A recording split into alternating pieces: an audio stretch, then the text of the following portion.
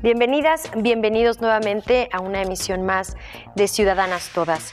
Me da un enorme placer contar con su compañía en esta oportunidad porque vamos a hablar de un tema importantísimo para la construcción de la vida democrática de nuestro Estado y de nuestro país, el ejercicio de los derechos políticos de las mujeres. Quédese conmigo, vamos a conocer más sobre este tema.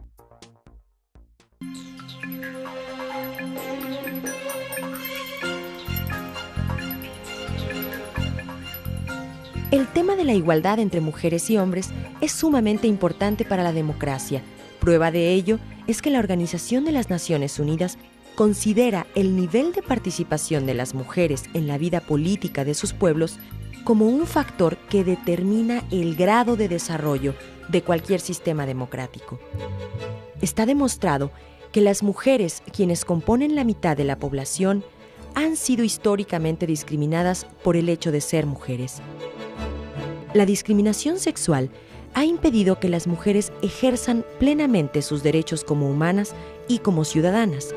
Por ello, el movimiento feminista y el movimiento organizado de mujeres han escrito una larga historia de lucha en la conquista de derechos para las mujeres, a fin de impulsar el desarrollo, la justicia, la igualdad y la democracia.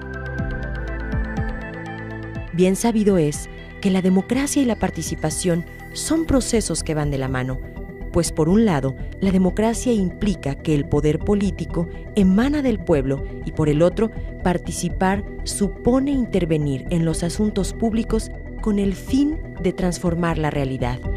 Así, una democracia que no cuenta con la participación política de las mujeres en condiciones de igualdad con los hombres es una democracia incompleta que entorpece el desarrollo y el ejercicio pleno de las capacidades y de los derechos de más de la mitad de la población.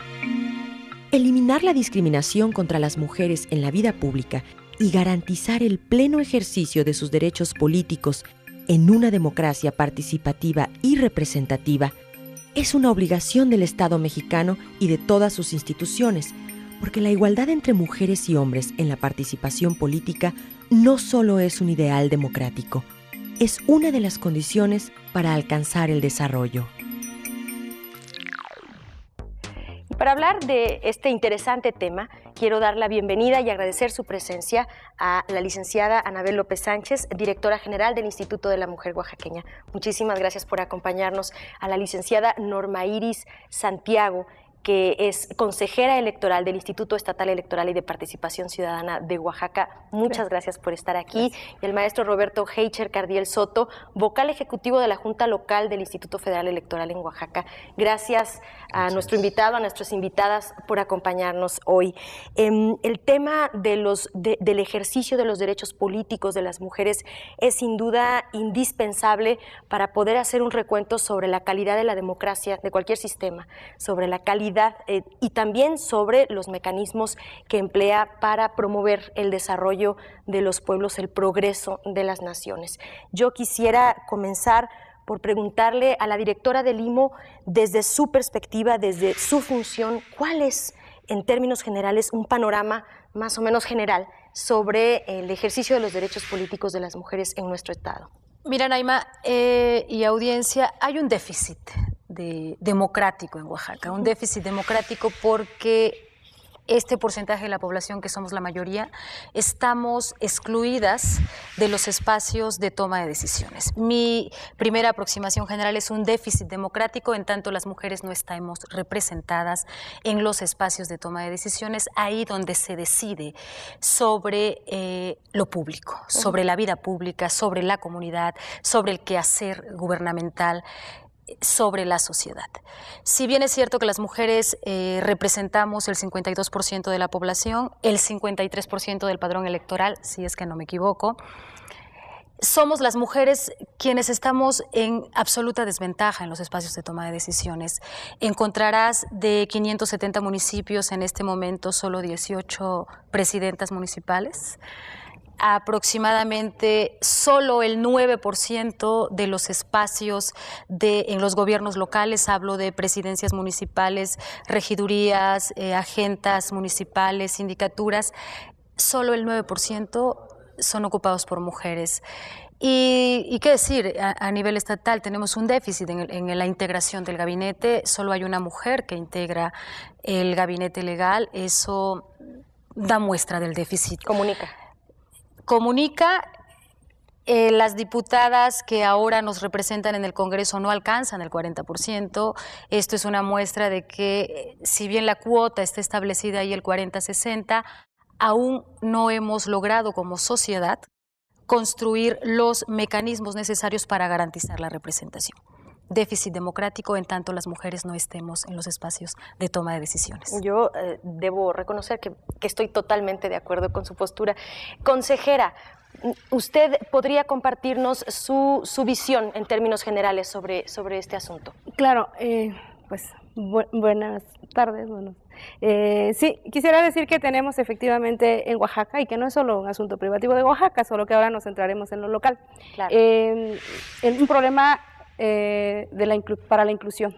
Es decir, el 50% de la población está todavía en desventaja respecto de los cargos públicos. Y efectivamente, como decía la directora, esto no es solamente en los cargos que tienen que ver con una elección, como resultado de una elección, como sería el poder legislativo en el estado de Oaxaca. Sí. Más bien el déficit es en todos los niveles, en el ramo empresarial, en los otros poderes del estado, como es el caso del Poder Judicial, por ejemplo, que a veces no es tan visible, pero que también hay ahí todavía problemas para que las mujeres puedan ser juezas o magistradas, por ejemplo. Claro.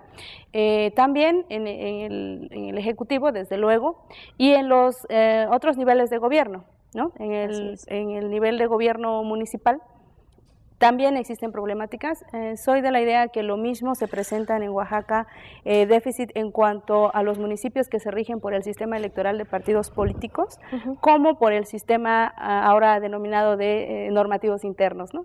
De procedimientos normativos internos. Que son como los de usos y costumbres que coloquialmente exactamente, decimos, para la población los seguimos conociendo como de usos y costumbres, ¿no? Así es. Por cuestiones técnicas se consideró en esta reforma que debería incluirse un nombre distinto, que debería de tener un nombre distinto, es este sistema de elección en las comunidades. Y diría que es generalizado, que hace falta, pero también tendría que reconocer que en este tiempo ha habido avances que son resultado de la lucha de siglos de las mujeres, claro. Que son también un tanto resultado de la voluntad.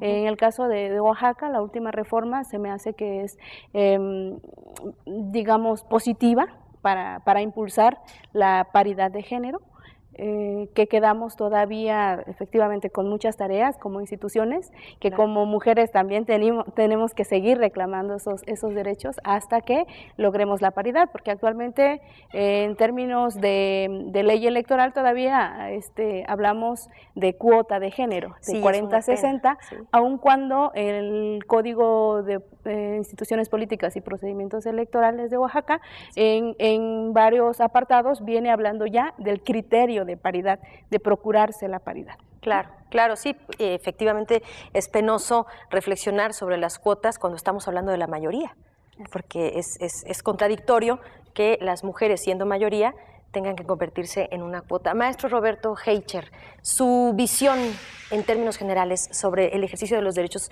políticos de las mujeres en Oaxaca. Claro, bueno, sería muy importante también, me parece que en esta reflexión, abonar en el tema de qué son los derechos políticos, porque a veces lo circunscribimos únicamente al tema de la representación y no necesariamente es así, ¿no? Cuando hablamos de derechos político-electorales, tenemos que ver la esfera, la gama que los compone. Y los derechos político-electorales son, en la teoría clásica, 3. Votar, ser votados y afiliarse, ¿no? Con esos tres derechos construimos la representación nacional.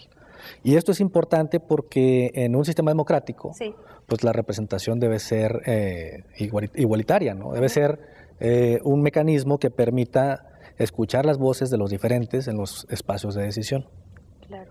Entonces, tendría que ser proporcional. Tendría que ser proporcional. Si tenemos, por ejemplo, que en el padrón electoral el 53% son mujeres aproximadamente, es un poco menos, el 52.40 y tantos por ciento. En el listado nominal sí son 53%, y eso nos va hablando de que las mujeres cumplen más con la obligación de registrarse en el Registro Federal de Electores. Ellas cumplen más, ellas son las que más hacen el trámite y recogen su credencial proporcionalmente con los hombres, ¿no?